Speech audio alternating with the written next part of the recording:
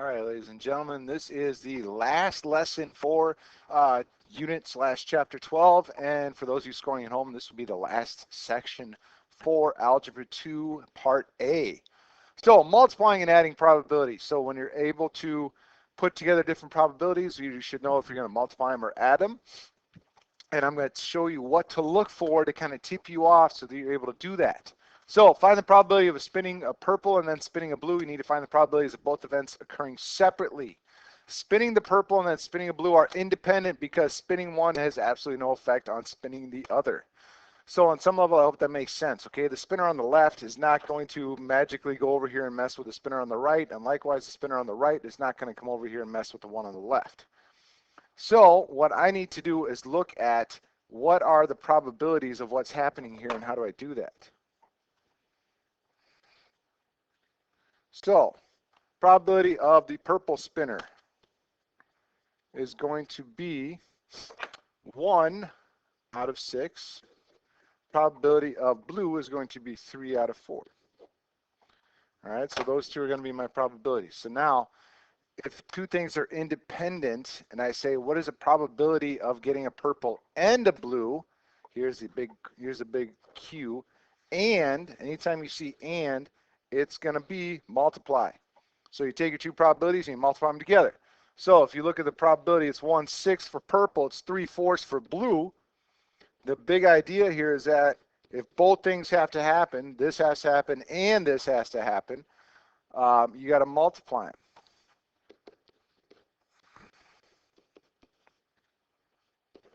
So 1/8 of the time is going to be how often you can get a purple and a blue. So the flip side of that is this. Mutually exclusive events are two events that cannot happen at the same time. And when you're looking at the probability of mutually exclusive events, you are going to add them because you're looking at or. This could happen or this could happen, and both be fine. So the probabilities don't change. Okay, you still got 1/6, you still got 3/4. But the probability of purple or blue says, well, it's okay if I don't get purple as long as I get blue. And the flip side, if I get purple, I don't care if I get blue. Okay, so either one could work. So I want to add those two. So now here comes your deep, dark fear of adding fractions again.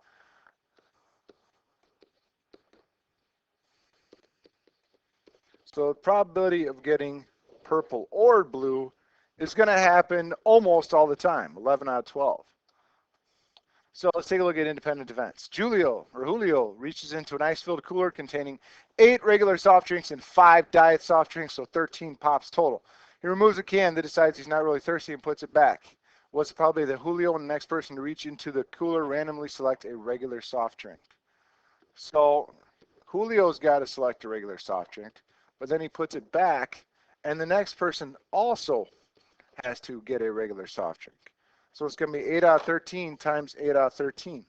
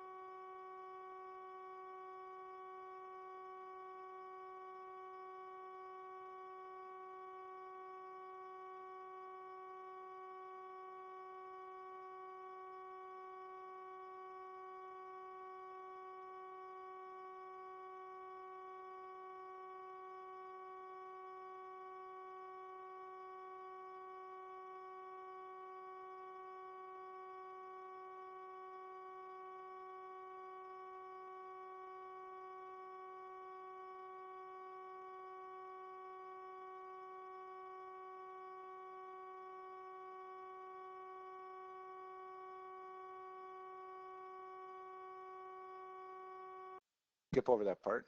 Sorry. Okay, so back here. State lottery game, each 3 cages contains 10 balls. The balls are labeled each with one of the digits 0 to 9. What is probably the first 2 balls drawn will be even and the third will be prime? Well, even, I'm considering 2, 4, 6, and 8 to be even. I don't consider 0 to be even. So 4 out of 10 times 4 out of 10 prime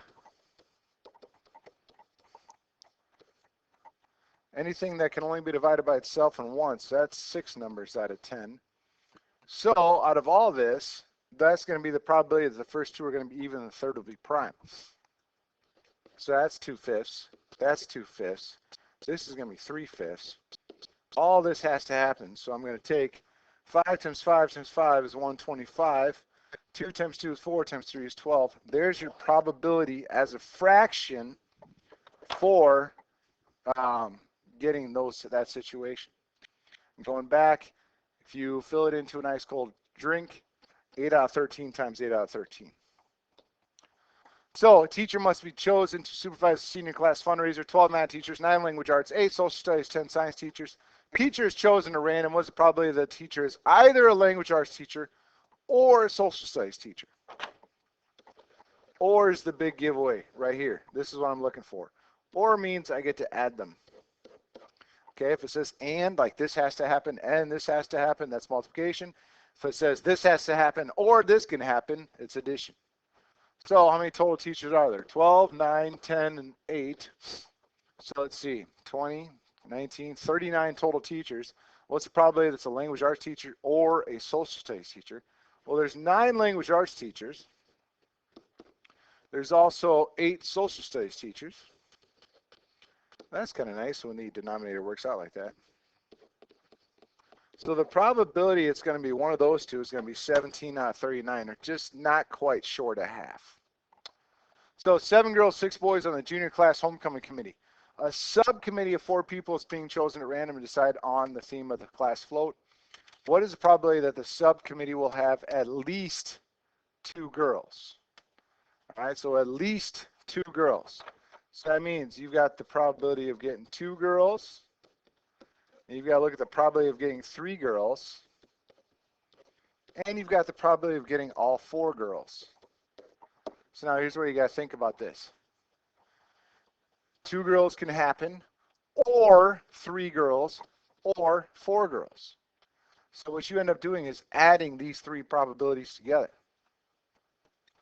All right, so the probability, let's start backwards. Probability of 4 girls out of 13 people, well, I get chosen 4 times 3 times 2 times 1, because you get 4 out of 13 for the first girl, 3 out of 12 for the second girl, 11, that's the third girl, and you get 1 out of 10 for the fourth girl. So there's the probability of just the fourth girl, or just 4 girls. So now 3 girls implies that I've got 4 out of 13 for the first girl, 3 out of 12 for the second girl, 2 out of 11 for the third girl. Now I need a boy. So that's going to be 7 out of 10. 2 girls is going to be 4 out of 13 times 3 out of 12 times 7 boys out of 11 times 6 boys out of 10. The nice part is that all of these get the nice, get the same denominator. So 13 times 12 times 10, 11 times 10. This becomes 17,160.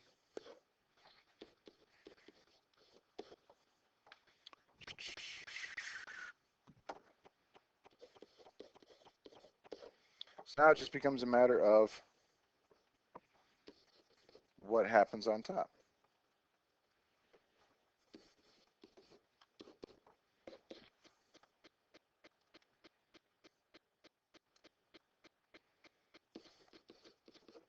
So my probability is going to be those added together.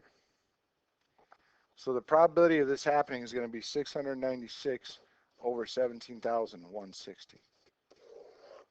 There's my probability. Now, I could have done it a different way, and I'll go through it quick, but I still should get the same answer. So let me erase this for a little bit. You can always go back and pause it and look at it again. I can also set this up using combinations. All right, so I can also say that's a combination situation. So out of 7 girls, it's 7 girls and 6 boys. Why did I keep doing that? I completely screwed up this problem. I'm sorry. Well, let's fix it right now. 7 girls, 6 boys. So out of 7 girls, I choose 2 of them. Times 6 boys, choose 2 of them. out of 13 people choose 4. Or 3 girls is going to be a little bit different. 7 choose 3 times 6 choose 1. All over 13 choose 4. And 4 girls is just 7 choose 4 over 13 choose 4. So I'm going to add up all 3 of those. So this is completely wrong.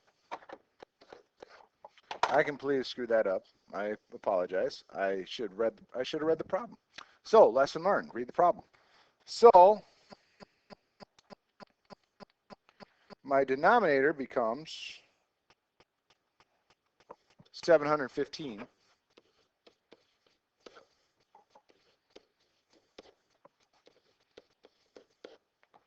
All right, so 13 choose 4 is 715. So 7 choose 4 is 35.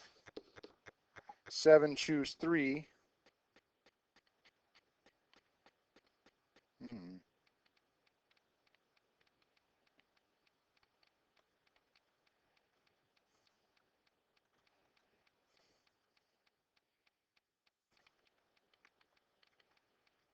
I'm apologizing. I'm just running this on my calculator here.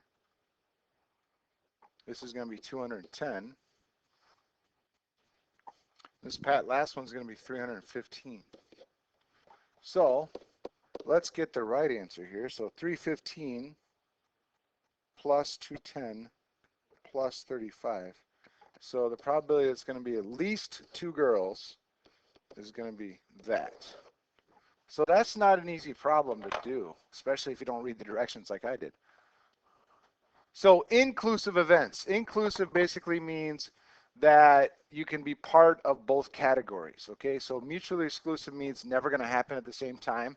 Like you're never going to flip a coin, get heads and tails. You can't land it on its edge, I promise. Forget what you've seen in the movies. Suppose 1,400 students, 550 take Spanish, 700 take bio, 400 take both. What is the probability that a student selected at random takes Spanish or biology? So take a look up here. When you've got an inclusive event, here's kind of what happens. You take the probability of the first situation plus the probability of the second situation, just like regular OR. But when you've got an inclusive situation, you've got to subtract what happens to both of them. Okay? And kind of the way to think about it is this. The way I think about it is this. If I count out of 1,400 students, 550 take Spanish, 700 take bio, 400 take Spanish and bio. I'm counting the kids that take Spanish and biology twice. So if I count the biology or Spanish kids and I count the biology kids, the people that take both, I'm counting twice. So I've got to take those guys away so I only count them once. Because like these 400 kids, they're part of this group and this group. So I've got to take one of them away and only count them once. Otherwise, I get a really, really big number. All right, so on top, that becomes 850 out of 1,400. So 85 out of 140. So that's going to be 17, just dividing top and bottom by 5 out of 28. So probably I take Spanish or biology if I go to that school is going to be 17 out of 28. So dependent is where it kind of one follows from the other. Kind of the big idea you're looking for is without replacement. I think I mentioned that a little earlier. So drawing a card from a standard deck without replacing it is kind of your big one that you're looking for. So that's going to be kind of without replacement. So you figure out the probability of the first situation, then you figure out the probability of the next situation, given that the first situation already happened. So if you're looking at number 6, find the probability of drawing a heart. Okay, so probability of a heart is going to be 13 out of 52. Then you've got to do another heart after that. That means I kept the first one. What's the probability I do it again? Well, there's 51 cards left in the deck. There's 12 hearts. Then I've got to do a spade. Well, there's 13 spades left in the deck, but there's only 50 cards. So this is going to be that probability represented. All right, so it's going to be 13 times 12 times 13 divided by 52 times 51 times 50. So simplify, that becomes 13 out of 850. Still, 2,400 subscribers to internet service provider. Of these, 1,200 own brand A, 500 own brand B, and 100 both A and B. What's the probability that you select either brand A or brand B, but realize 100 people own both? Still, 1,200 own brand A, 500 own B, and 100 own both. So I got to subtract them out because they get counted twice. So 1,600 out of 2,400 are between the two, which is going to be 2/3. So find the probability of drawing 3 cards of the same suit without replacement. So that's easy. So 13 out of 52 times 12 out of 51 times 11 out of 50. Calculate that probability and figure it out before you come up and grab the assignment from this one. All right, thank you guys for playing, and I hope you guys are getting ready for the final test and the final, and start thinking about how you're going to do on that.